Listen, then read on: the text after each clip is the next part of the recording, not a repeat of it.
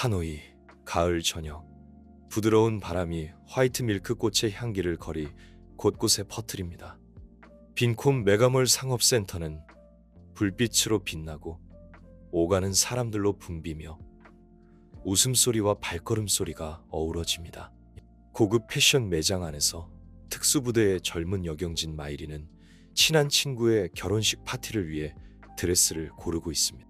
그녀는 평소 제복을 벗을 일이 거의 없지만 오늘은 그녀의 얼굴에 비친 단호한 눈빛 속에 드문 부드러움이 숨겨져 있습니다.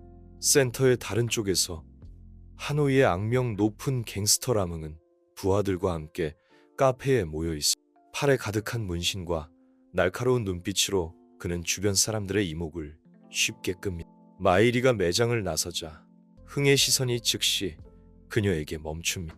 저 여자애 좀 봐. 몸매 죽이는. 그가 농담을 던지자 일행 모두가 웃음을 터뜨립니다. 마이리는 갱스터들의 시선을 알아차리지만 개의치 않고 에스컬레이터 쪽으로 걸어갑니다. 그러나 흥이 신호를 보내자 일행은 그녀의 길을 막아섭니다. 어디 그렇게 급하게 가? 아가씨, 오빠는 그냥 아는 척 좀 하고 싶어서 그래. 그는 능글맞게 웃으며 도발적인 말투로 말합니다. 그녀는 멈춰서고 차분하지만 칼날처럼 날카로운 눈빛을 보냅니다. 귀찮게 하고 싶지 않아요. 비켜. 그녀의 말은 그들의 흥미를 더욱 돋을 뿐입니다. 일행 중 한 명이 그녀의 어깨에 손을 대려 하자 마이리는 즉시 몸을 돌려 재빠른 동작으로 그를 제압합니다. 그의 손목이 뒤로 꺾이자 고통에 찬 비명이 터져 나옵니다. 그녀는 계속해서 흥의 가슴에 강한 발차기를 날려 그를 바닥에 쓰러뜨립니다. 정신을 차리기도 전에 나머지 일행도 그녀의 능숙한 기술에 차례로 제압당합니다. 소란에 주변 사람들이 주목하고 몇몇은 멈춰서서 동영상을 찍는 동안 상업센터의 보안 요원들이 급히 달려옵니다. 흥은 애써 일어서며 겁에 질린 눈빛을 보입니다. 튀어. 그가 소리치며 부하들에게 도망치라고 명령합니다. 도망치기 전에 그는 바닥에 휴대폰을 떨어뜨립니다. 마이리는 허리를 굽혀 휴대폰을 줍습니다. 화면에는 빨리 처리해 흔적 남기지 마라는 메시지가 떠 있습니다. 그녀는 눈살을 찌푸리며 이 사건이 단순한 일이 아니라는 직감이 듭니다. 그녀는 이 우연한 만남이 그녀가 맡았던 어떤 임무보다도 더 큰 전쟁으로 이어질 것이라는 것을 알지 못합니다. 동다군의 낡은 아파트 단지에 있는 작은 아파트로 돌아온 마이리는 마음이 편치 않습니다. 그녀의 아파트는 작지만 깔끔하고 모든 물건이 신중하게 정리되어 있어 주인의 성격을 반영합니다. 그녀는 라뭉의 휴대폰을 테이블 위에 올려놓고 화면에서 나오는 빛이 그녀의 깊은 생각에 잠긴 얼굴을 비춥니다. 메시지 목록에는 큰손, 연결책과 같은 낯선 이름들이 수많은 약어와 함께 나타나고 RCEC의 물건 배달, 흔적 남기지 마. 이것은 단순한 거리 갱스터들의 일이 아니라 더 복잡한 범죄 조직과 관련되어 있다는 느낌이 듭니다. 마이리는 사이버 보안 전문가이자 오랜 친구인 레호왕 남에게 전화를 걸. 남의 목소리가 수화기 너머로 들려옵니다. 마이리, 웬일이? 데이터 몇 개 확인해줘야 해. 범죄와 관련된 단서일 수 있. 남은 잠시 침묵하더니 대답합니다. 알았어. 정보 보. 마이리는 깊은 한숨을 내쉬고 임무 범위를 벗어난 조사를 하게 되면 질책을 받을 수 있다는 것을 잘 알고 있습니다. 하지만 억압받는 무고한 사람들, 라뭉의 오만한 웃음소리, 이 모든 것이 그녀를 계속 나아가게 합니다. 상관없어. 이건 정의야. 알았어. 맡겨줘. 이틀 후 남은 보고서를 보냅니다.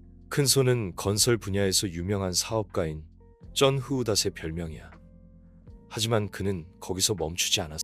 수상한 거래와 돈 세탁, 금지 품목 밀매에 대한 소문이 그의 이름을 당국의 감시망에 올려놓았어.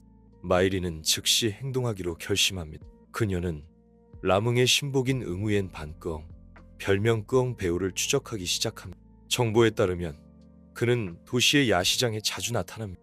그날 밤 마이리는 평범한 옷을 입고 하동 야시장의 인파 속에 섞입니다. 길가 노점에서 그녀는 끄엉 배우가 다른 남자들과 이야기하는 것을 관찰합니다. 작은 꾸러미들이 빠르게 주고받아집니다. 그녀는 녹음기를 켜고 대화를 녹음하려고 합니다.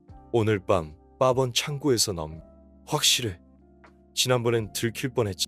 큰 손이 다 처리했어. 아무도 우리 건드릴 수 없어. 끄엉 배우가 자신감 넘치는 목소리로 대답합니다. 빠번 창고.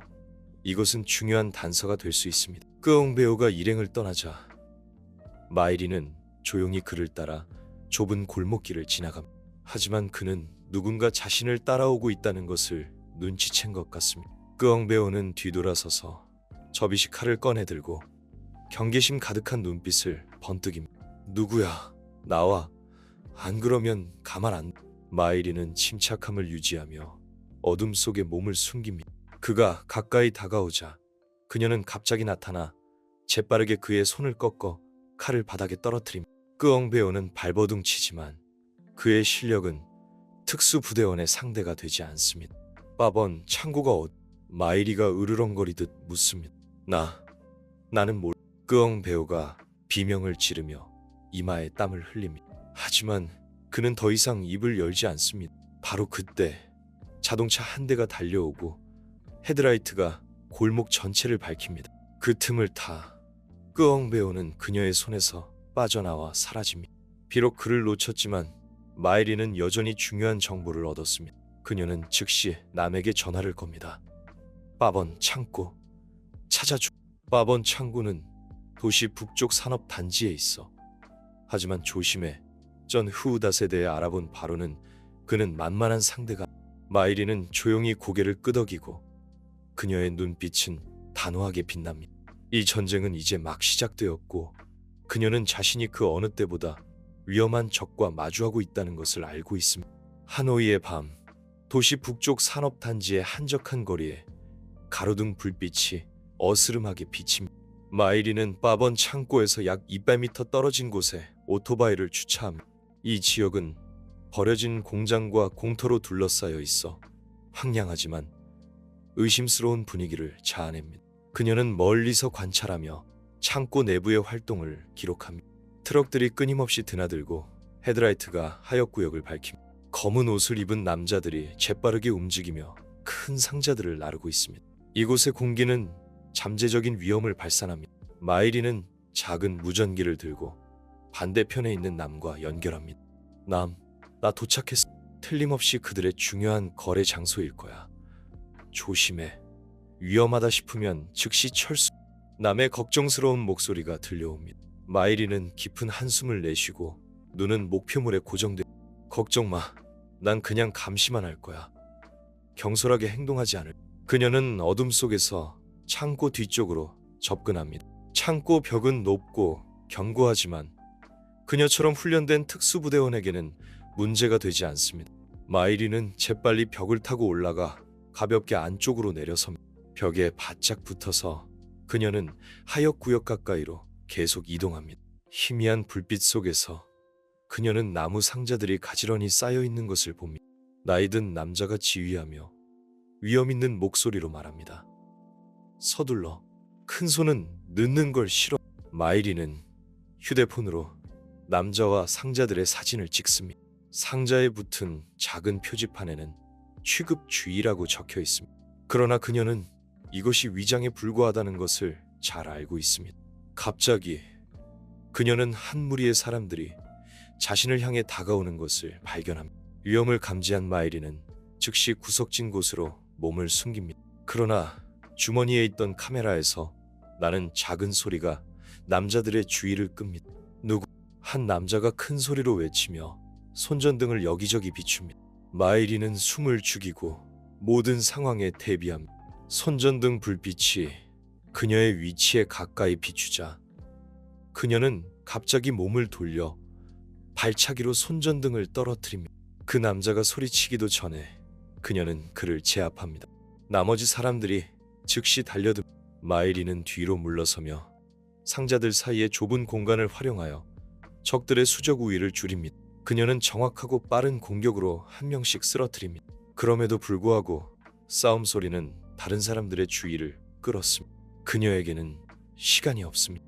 주위를 재빨리 둘러본 마이리는 창고 옆문으로 통하는 탈출구를 발견합니다. 그녀는 밖으로 뛰쳐나가 공터를 가로질러 달립니다. 뒤에서 고함 소리와 추격하는 소리가 울려 퍼집니다. 아파트로 돌아온 마이리는 방금 찍은 사진들을 휴대폰으로 확인합니다. 그녀는 모든 사진을 남에게 보내며 메시지를 남깁니다. 이 나이든 남자의 신원을 확인해줘. 그가 누군지 정확히 알아요. 다음 날 아침 남이 전화를 겁니다. 그 사람은 전 바나오야. 전 후 닷의 신복이야. 그는 여러 밀수 사건에 연루된 혐의를 받았지만 기소된 적은 없. 그는 닷의 북쪽 지역 활동을 주로 관리하는 것 같다. 마이리는 눈살을 찌푸리며 압박감이 그녀의 마음을 짓누르는 것을 느낍니다.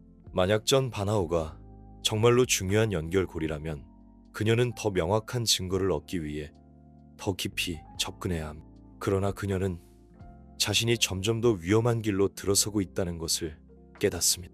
마일이 남이 말을 잇고 그의 목소리가 가라앉습니다. 네가 계속한다면 넌 범죄자들 뿐만 아니라 그들의 네트워크를 보호하기 위해 모든 수단을 동원할 지하 세력과도 맞서야 할 거야. 신중하게 생각. 그녀는 즉시 대답하지 않고 단호한 눈빛으로 창밖을 바라봅니다. 아침 햇살이 작은 방 안으로 스며들고 있습니다. 정의는 기다릴 수 없어. 우리도 마찬가지. 민의 말은 킴 부인의 심장을 찌르는 칼날과 같았습니다. 그녀가 어딘가에서 잘 살고 있다고 생각했던 항은 고된 일을 해야 했고 빚까지 지고 있었습니다. 하지만 그녀의 마음 한구석에는 여전히 의심이 있었습니다. 네가 항의 아들이라는 것을 증명할 만한 것이 있니? 그 은 목걸이 말고 다른 것은 없니? 민은 고개를 숙였고 옷자락을 꽉 쥐고 있다가 오래된 사진 한 장을 꺼냈습니다. 그것은 항이 아르살쯤 되었을 때 푸옥 나무 앞에 서 있는 사진이었습니다. 민은 조용히 말했습니다. 엄마가 이 사진을 여러 번 보여주셨어요. 외할아버지와 외할머니 댁마당에 있는 푸옥 나무라고 하셨어요. 이 장소를 잘 기억하면 외할아버지와 외할머니를 찾을 수 있을 거라고 하셨어요. 킴 부인은 사진을 받아들었고 그녀의 손은 떨렸습니다. 이 사진은 바로 빌라 정원에서 찍은 것이었습니다. 그것은 민이 정말로 항의 아들이라는 것을 부인할 수 없는 증거였습니다. 하지만 그렇다면 항은 지금 어디에 있을까요? 왜 그녀는 아들을 버리고 돌아오지 않았을까요? 그 질문들이 킴 부인의 마음속을 파고들었고 그녀는 가만히 앉아 있을 수 없었습니다. 아침 식사 직후 킴 부인은 이전에 알고 지내던 사립 탐정을 불렀고 항의 행방을 찾아달라고 요청했습니다. 그녀는 민이 말한 모든 정보, 시장 근처의 새빵, 항이 일했던 쌀국수 가게, 그리고 그녀의 일에 대한 세부 사항을 제공했습니다. 민은 킴 부인이 엄마를 찾기로 결심한 것을 보고 희망의 빛을 보았습니다. 하지만 그의 마음속에는 여전히 두려움이 남아 있었습니다. 엄마가 정말로 돌아올까요? 아니면 엄마는 그를 영원히 버린 것일까요? 킴 부인은 자신의 유일한 딸인 항을 찾는 여정을 시작했습니다. 10년 전에 일어난 일에 대한 고통과 후회가 그녀의 마음속에 있었지만 그녀는 모든 것이 너무 늦지 않았기를 바랐습니다. 하지만 항의 삶에 대한 가슴 아픈 비밀들이 서서히 밝혀졌고 이 여정은 결코 쉽지 않을 것입니다.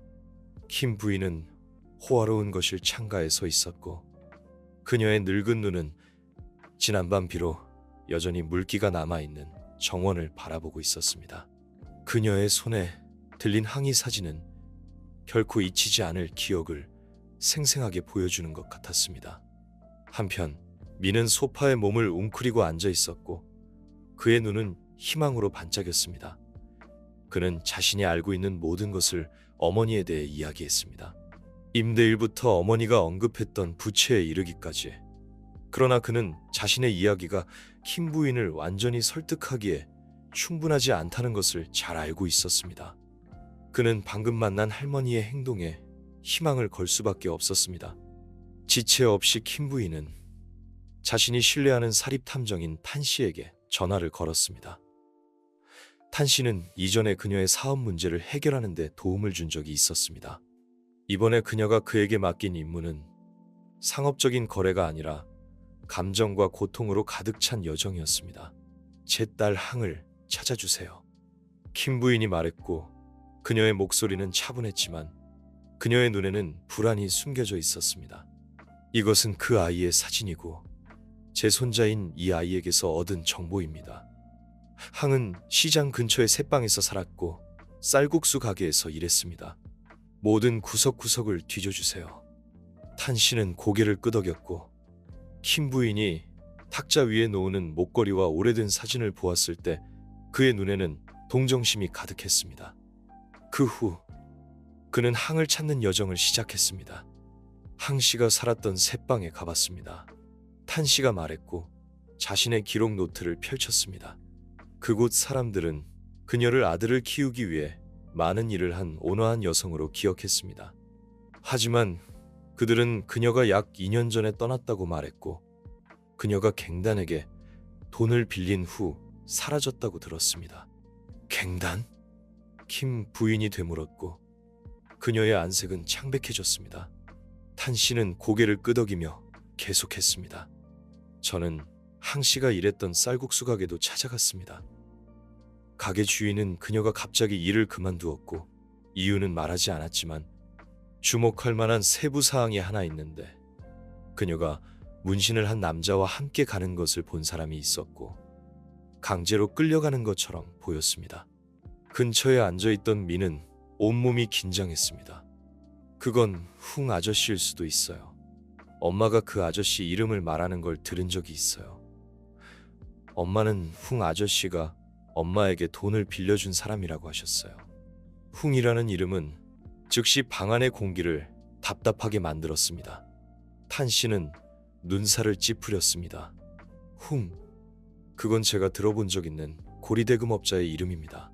그는 하노이 구시가지에서 악명이 높습니다. 그는 고리대금업뿐만 아니라 빚을 갚지 못하는 사람들에게 위험한 일을 강요하기도 합니다. 그 말을 듣고 킴 부인은 분노와 두려움으로 떨었습니다. 그럼 제 딸이 이런 지경까지 내몰렸다는 거군요. 어떻게 그런 놈의 손에 떨어지게 내버려 둘 수 있겠어요? 탄 씨는 킴 부인을 바라보며 직설적으로 말했습니다. 항 씨를 찾으려면 흥이라는 자와 맞서야 합니다.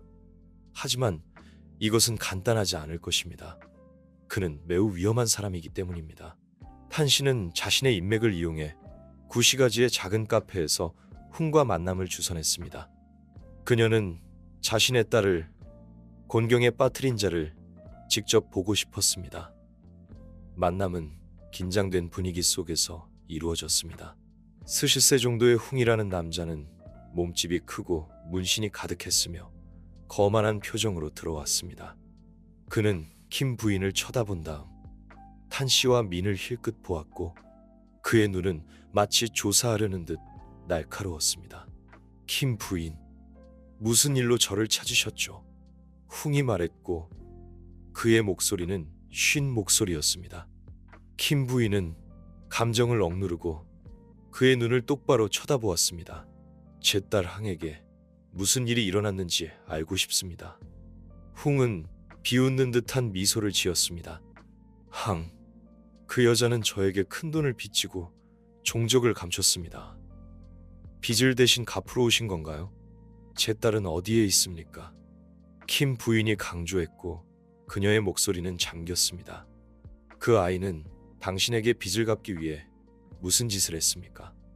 흥은 의자에 나른하게 기대어 탁자를 두드렸습니다. 그 여자는 빚을 갚을 수 없어서 제가 한동안 제 밑에서 일하게 했습니다. 하지만 그 여자는 사고를 당했고 그 이후로는 그 여자가 어디에 있는지 저도 모릅니다. 어쩌면 죽었을지도 모르죠. 흥의 냉정한 말은 킴 부인의 심장을 찌르는 칼날과 같았습니다. 뭐라고요? 무슨 사고? 킴 부인은 벌떡 일어섰고 그녀의 눈은 붉어졌습니다. 흥은 대수롭지 않다는 듯 어깨를 으쓱했습니다. 제 창고 중 한 곳에서 일하다가 넘어졌습니다. 저는 신경 쓸 겨를이 없었습니다. 그 여자는 그 직후 사라졌습니다. 더 알고 싶으시면 그 여자 빚부터 갚으시죠. 만남 후 킴 부인은 망연자실한 상태로 집으로 돌아왔습니다. 탄 씨는 항의 사고에 대해 더 조사하기 시작했습니다. 마침내 그는 중요한 정보를 찾았습니다. 항은 사고 후 자선 병원으로 이송되었지만 그녀가 살아있는지 여부는 알 수 없었습니다. 킴 부인, 그 병원에 즉시 가봐야 할 것 같습니다. 이것이 마지막 단서일 수 있습니다. 항을 찾는 여정은 그녀의 삶의 어두운 구석을 서서히 드러냈습니다. 킴 부인은 과거의 결정에 대한 자책감과 항이 겪었던 고난을 들었을 때의 극심한 고통을 동시에 느꼈습니다. 그러나 가장 큰 질문은 여전히 풀리지 않았습니다. 항은 살아있을까요? 아니면 이미 죽었을까요? 다음 날 아침 일찍 킴 부인과 미는 탄 씨와 함께 하노이 외곽에 있는 자선 병원으로 향했습니다. 그곳은 항이 사고 후 이송되었다는 정보가 있는 곳이었습니다. 가는 길에 미는 어머니의 오래된 사진을 꼭 껴안았고 그의 눈에는 걱정과 희망이 섞여 있었습니다.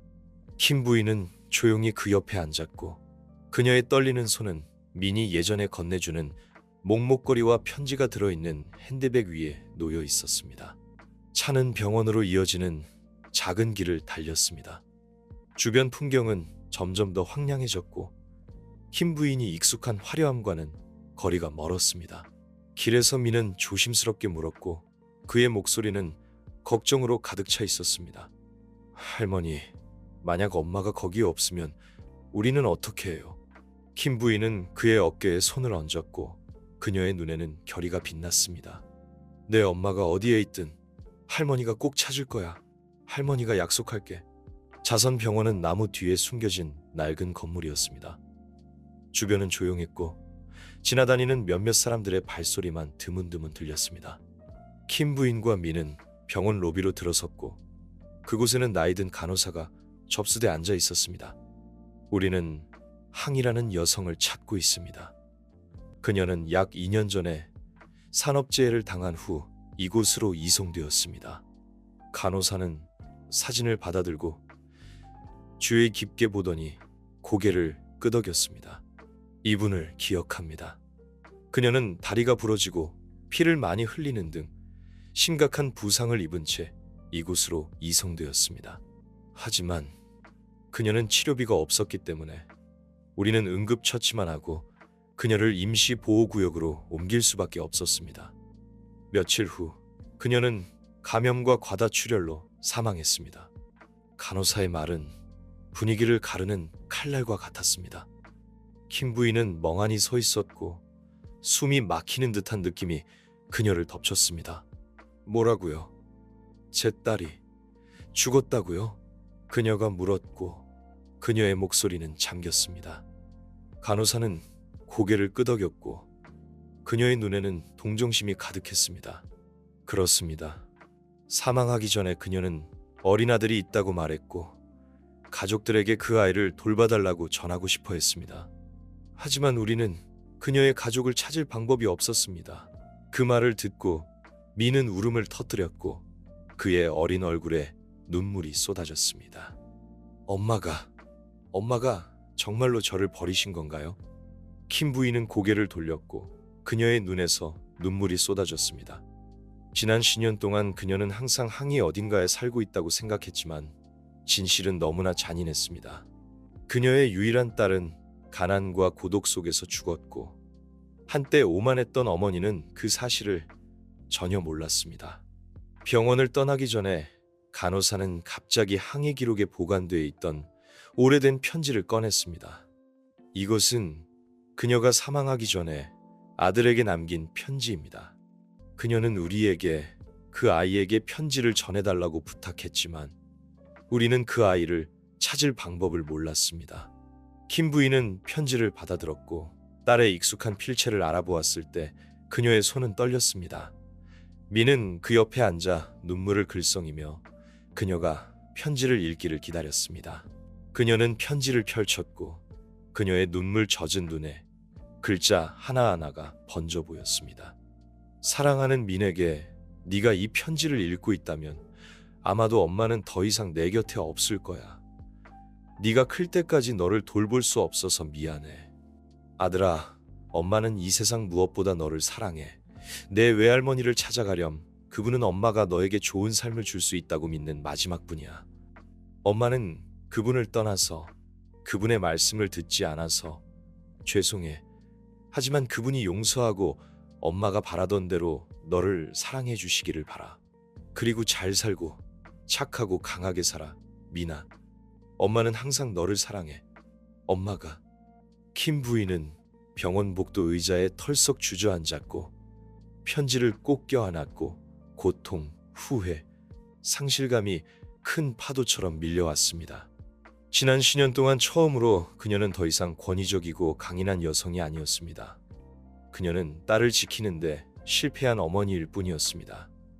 빌라로 돌아오는 길에 아무도 말을 하지 않았습니다.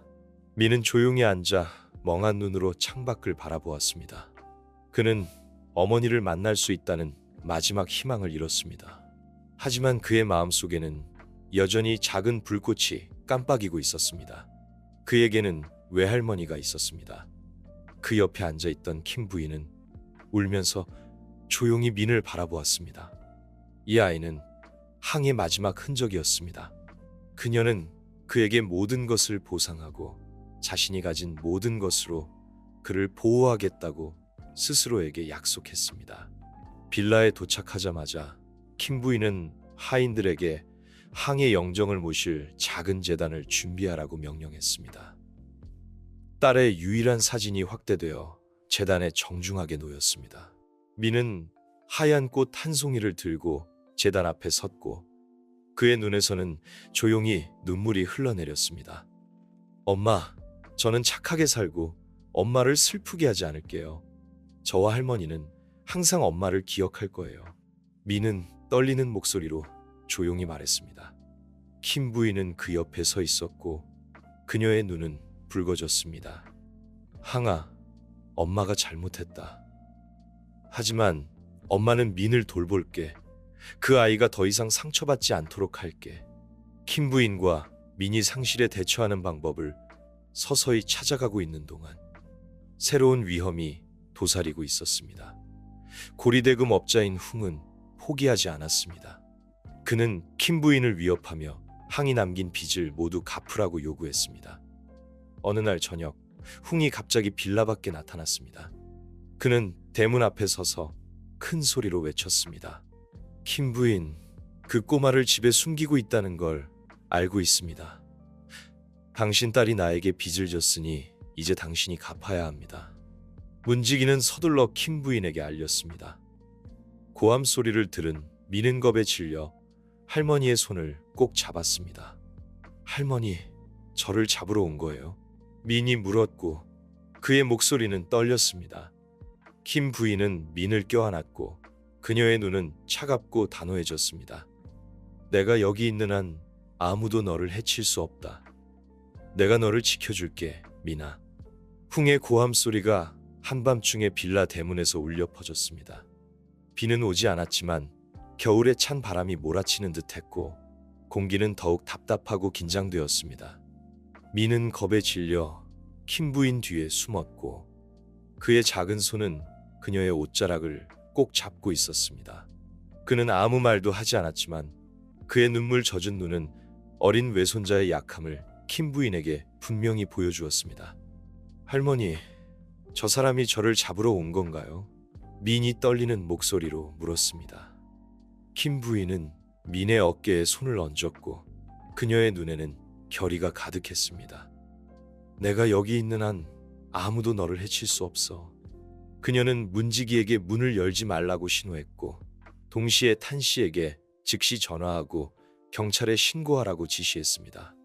하지만 그녀는 훙과 같은 자들이 법에 쉽게 굴복하지 않는다는 것을 잘 알고 있었습니다. 그녀는 민을 돌아보았고 그가 떨고 있는 것을 보고 마음이 아팠습니다. 미나, 내 방으로 올라가. 할머니 허락 없이는 내려오지 마. 민은 망설였지만 결국 말을 따랐고 천천히 계단을 올라갔고 그의 눈은 여전히 킴 부인에게서 떨어지지 않았습니다. 그는 두려웠지만 며칠 전에 만난 할머니가 그가 전에 알지 못했던 강렬한 사랑을 보여주었기 때문에 한 줄기 희망을 느꼈습니다.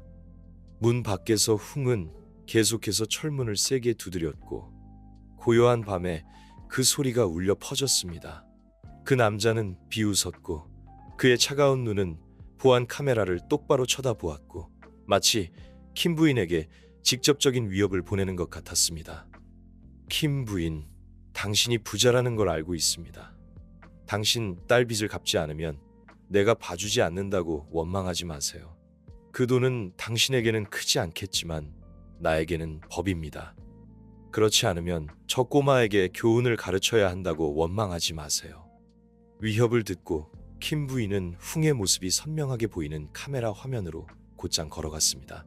그녀는 두려워하지 않았고 오히려 그녀의 눈은 칼날처럼 날카로웠습니다. 그녀는 내부 통신 시스템의 마이크를 잡았고 그녀의 목소리가 또렷하게 울려 퍼졌습니다. 잘 들어, 흥. 저 아이는 내 딸 빚과 아무런 관련이 없어. 네가 감히 내 손자를 한 번 더 위협하면 나는 모든 수단을 동원해 너를 법정에 세울 거야. 네가 누군지 모른다고 생각하지 마. 흥은 크고 도전적인 웃음을 터뜨렸습니다. 할망구, 당신이 법으로 나를 건드릴 수 있다고 생각하나? 나는 당신 같은 사람들을 상대하는 방법을 알 만큼 이 세상에서 오래 살았어. 하지만 당신에게 생각할 시간을 주지. 딱 3일이야. 3일 후에 돈이 보이지 않으면 나를 원망하지 마. 말을 마친 흥은 몸을 돌려 떠났고 빌라를 무거운 분위기로 가득 채웠습니다. 흥이 떠난 직후 탄 씨는 킴 부인과 계획을 논의하기 위해 빌라에 도착했습니다. 조용한 서재에서 킴 부인은 탄 씨와 마주 앉았고 그녀의 표정은 단호했지만 피로가 숨겨져 있었습니다. 그녀는 자신이 아무리 부자라도 쉽게 상대할 수 없는 위험한 자와 맞서고 있다는 것을 잘 알고 있었습니다. 어떻게 처리하실 생각이십니까? 탄 씨가 걱정스러운 눈빛으로 물었습니다. 킴 부인은 잠시 생각한 후 말했습니다. 이 빚을 갚을 겁니다. 두려워서가 아니라 미니가 위험에 처하는 것을 원하지 않기 때문입니다. 하지만 동시에 당신이 흥에 대한 충분한 증거를 수집하여 그를 법정에 세우는데 도움을 주었으면 합니다. 그가 자기 가족을 영원히 위협할 수 있다고 생각한다면 그는 잘못 생각한 겁니다. 탄 씨는 고개를 끄덕였습니다. 걱정하지 마세요. 그에 대해 조사했습니다. 그는 고리대금업뿐만 아니라 다른 불법 활동과도 관련이 있습니다. 당신의 인맥을 이용하면 변호사와 경찰을 개입시킬 수 있습니다. 하지만 우선은 그 아이를 안전하게 지키세요. 그날 밤 킴 부인은 잠을 이루지 못했습니다. 그녀는 민의 침대 옆에 앉아 깊이 잠든 그를 바라보았습니다. 민의 작은 얼굴은 순수했지만 고난으로 가득 찬 어린 시절의 흔적도 있었습니다. 그녀는 부드럽게 그의 머리를 쓰다듬었고 자신의 어깨를 짓누르는 고통과 책임을 느꼈습니다. 항아, 엄마가 잘못했다. 하지만 엄마는 미니를 잃지 않을 거야. 무슨 수를 써서라도. 빌라 밖에서는 흥의 위협 이후 킴 부인이 고용한 경비원들이 순찰을 돌며 보안을 강화했습니다. 그러나 철저한 준비에도 불구하고 킴 부인은 여전히 불안했습니다. 흥은 위험한 인물이었고 그녀는 그가 단순히 위협에 그치지 않을 것이라는 것을 알고 있었습니다. 예상대로 이틀 후 흥은 단순한 위협에 그치지 않았습니다. 한밤중에 그는 빌라에 침입자를 보냈습니다. 보안 카메라의 희미한 불빛 아래 작은 트럭 한 대가 빌라 대문에서 멀지 않은 곳에 멈췄습니다. 검은 옷을 입은 남자 3명이 뛰어내려 담장을 넘어갔습니다. 작은 소리였지만 문지기가 알아차릴 수 있을 만큼 컸습니다. 그는 서둘러 경보 버튼을 눌렀고 경보음이 빌라 전체에 울려 퍼졌습니다. 킴 부인은 침대에서 벌떡 일어나 민의 방으로 달려갔습니다. 그 아이도 방금 잠에서 깼고 그의 눈은 두려움으로 가득 차 있었습니다. 할머니, 무슨 일이에요? 민이 떨리는 목소리로 물었습니다. 아무 일도 아니야, 민아. 너는 방에 있고 문을 잠그렴. 할머니가 너를 지켜줄게. 킴 부인은 밖으로 나갔고 그곳에는 탄 씨와 경비원들이 이미 와 있었습니다. 그들은 재빨리 침입자들의 길을 막았습니다. 짧은 난투극이 벌어졌고 그 결과 2명은 체포되었지만 1명은 도망쳤습니다. 경찰에 신고했습니다. 탄 씨가 말했습니다. 이 2놈은 분명 훈과 관련이 있습니다. 우리는 이 기회를 이용해 그를 압박해야 합니다. 훈은 자신의 부하 2명이 침입 중에 체포될 줄은 몰랐습니다. 다음 날 아침 킴 부인은 개인 변호사를 만나 훈의 불법 행위에 대한 고소장을 준비했습니다. 동시에 그녀는 자신의 인맥을 이용해 경찰 수사를 신속하게 진행했습니다. 그날 저녁 훈은 킴 부인에게서 전화를 받았고 그녀의 목소리는 차분했지만 날카로웠습니다. 훈, 당신을 고소했습니다.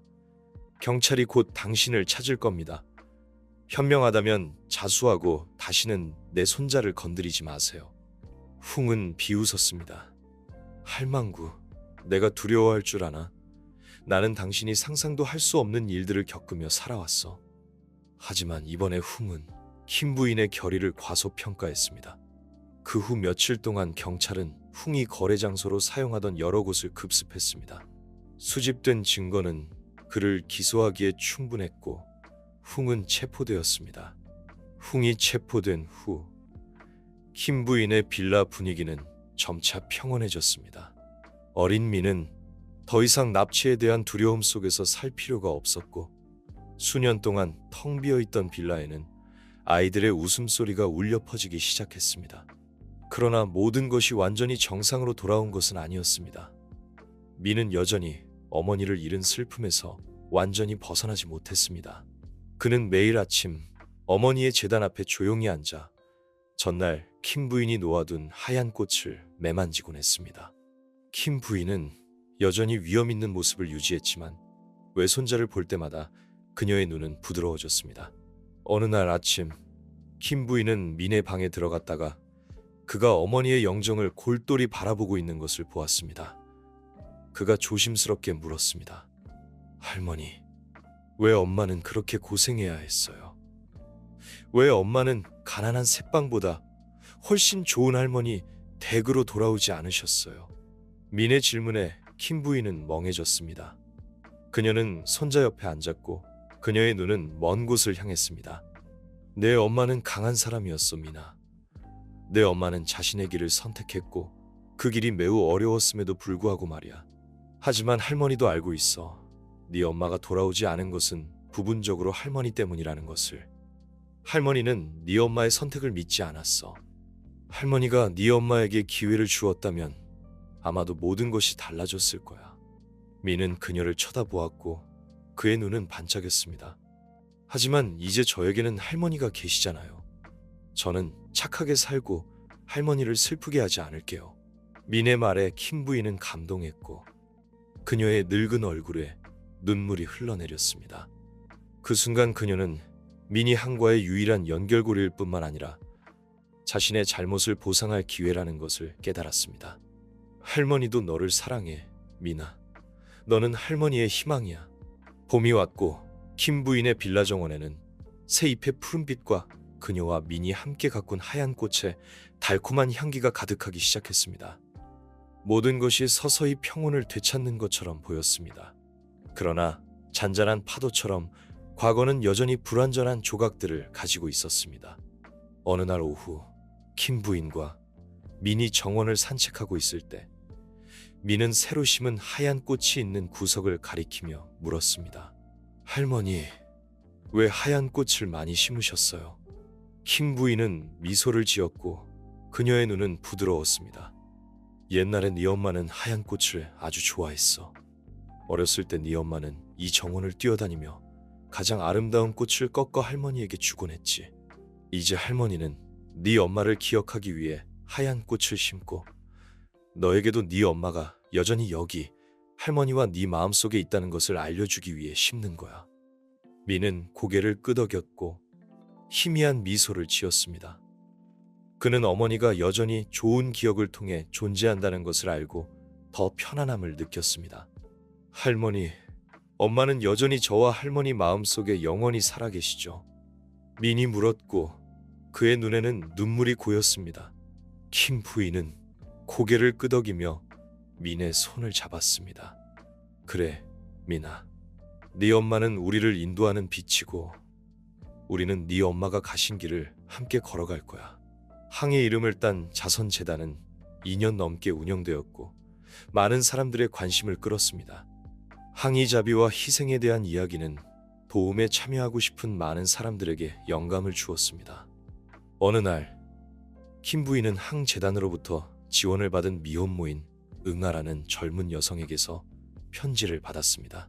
편지에서 응아는 깊은 감사를 표했습니다. 킴 부인께 항재단의 도움이 없었다면 가장 힘든 시기에 어떻게 아이를 키웠을지 모르겠습니다. 부인의 따님 항씨에 대한 이야기는 저에게 더 잘 살고 더 강해질 수 있는 영감을 주었습니다. 언젠가 저도 항씨가 했던 것처럼 좋은 일을 할 수 있기를 바랍니다.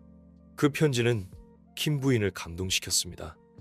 그녀는 의미 있는 행동이 다른 사람들이 어려움을 극복하도록 도울 뿐만 아니라 항에 대한 기억을 영원히 살아있게 한다는 것을 깨달았습니다. 그녀는 항재단을 위한 큰 행사를 열기로 결정했습니다. 이 행사는 기금을 모으는 것뿐만 아니라 항의 이야기를 더 많은 사람들과 공유하는 자선 행사였습니다. 자선 행사가 열리는 날, 킴 부인과 민은 연설을 위해 주 무대에 섰습니다. 기부자부터 재단의 도움을 받은 사람들에 이르기까지 수백 명의 참석자들이 주의 깊게 경청했습니다. 킴 부인은 느리지만 힘 있는 목소리로 항의 희생, 자비, 그리고 그녀가 대가를 치러야 했던 과거의 잘못에 대한 이야기를 전했습니다. 제 딸랑은 위대한 어머니일 뿐만 아니라 자비로운 여성이었습니다. 그녀의 삶은 짧았지만 그녀는 사랑과 나눔이라는 가장 큰 유산을 남겼습니다. 그리고 오늘 저는 제 딸이 자랑스럽다고 말하고 싶고 그녀가 가신 길을 계속 걸어가겠다고 약속합니다. 그 후 민은 무대에 올랐고 그의 눈은 결의에 찬 불꽃처럼 밝게 빛났습니다. 그는 또렷하지만 감정이 가득한 목소리로 청중에게 말했습니다. 제 어머니는 우리가 여전히 사랑하는 우리는 항상 좋은 일을 할 수 있다고 말씀하셨습니다. 저는 어머니의 꿈을 이루고 도움이 필요한 사람들을 돕기 위해 계속 살고 싶습니다. 그리고 저는 여기 있는 모든 사람들도 그렇게 할 수 있다고 믿습니다. 저와 함께 사랑을 나누어 주세요. 강당 전체가 박수 소리로 가득 찼습니다. 두 할머니와 손자의 이야기를 들은 많은 사람들이 눈물을 흘렸습니다. 한 젊은 기자가 그들의 이야기를 기사로 쓰기 위해 킴 부인과 민을 찾았습니다. 기자는 민에게 물었습니다. 어머니 없이 자라야 한다는 것이 두렵지 않니? 민은 희미한 미소를 지었고 그의 눈에는 강인함이 빛났습니다. 두려웠던 것은 사실이지만 이제는 그렇지 않아요. 저에게는 할머니가 계시니까요. 할머니는 저에게 어머니가 하셨던 것처럼 강해지고 사랑하는 법을 가르쳐 주셨어요. 저는 어머니가 항상 제 곁에 계시다고 생각해요.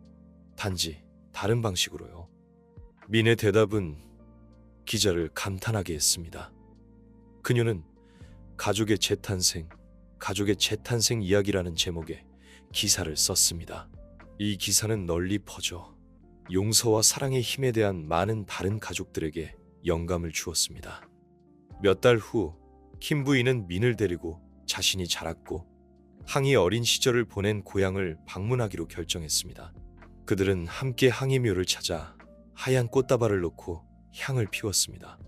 민은 어머니 묘 앞에 서서 조용히 말했습니다. 엄마 말씀대로 했어요. 저는 잘 살고 공부도 열심히 하고 할머니를 사랑해요. 엄마가 편히 쉬시고 저를 자랑스러워 하시길 바라요. 킴 부인은 민 옆에 서 있었고 그녀의 눈은 부드러웠지만 묘비에 새겨진 항의 이름을 보았을 때 그녀의 입술은 여전히 약간 떨렸습니다. 그녀는 속삭였습니다. 항아, 엄마가 잘못했다. 하지만 엄마는 민희에게 네가 바라던 미래를 주기 위해 보상할게. 그들이 떠날 때 민은 그녀를 쳐다보며 말했습니다. 할머니, 엄마는 여전히 저와 할머니 마음속에 영원히 살아계시죠. 킴 부인은 고개를 끄덕이며 민의 손을 잡았습니다. 그래, 민아. 네 엄마는 우리를 인도하는 빛이고 우리는 네 엄마가 가신 길을 함께 걸어갈 거야. 시간이 흐르면서 민은 점차 성장하여 강하고 자비로운 청년이 되었습니다. 그는 킴 부인의 자선재단을 이어받아 재단을 널리 발전시켜 많은 어려운 가정에 도움을 주었습니다. 킴 부인은 이제 더 늙었지만 민을 볼 때마다 그녀의 눈은 여전히 자랑스러움으로 빛났습니다. 말년에 그녀는 종종 민에게 말했습니다. 너는 할머니와 내 엄마가 바라던 전부야. 잘 살아, 민아. 사랑과 나눔에 대한 믿음을 결코 잃지 마. 그리고 민은 자신이 겪은 모든 일을 통해 그 조언을 항상 기억했고 어머니와 할머니가 그에게 준 사랑에 합당한 의미 있는 삶을 계속 살았습니다. 이야기의 끝. 킴 부인과 민의 여정은 상실과 속죄에 대한 이야기일 뿐만 아니라 가족의 유대감, 한때 깨졌던 가족은 이제 희망의 빛이 미래를 비추며 다시 태어났습니다. 항은 떠났지만 그녀의 사랑은 그녀가 사랑했던 사람들 속에 영원히 살아남아 삶의 한 줄기 빛이 필요한 사람들에게 끝없는 영감의 원천이 되었습니다.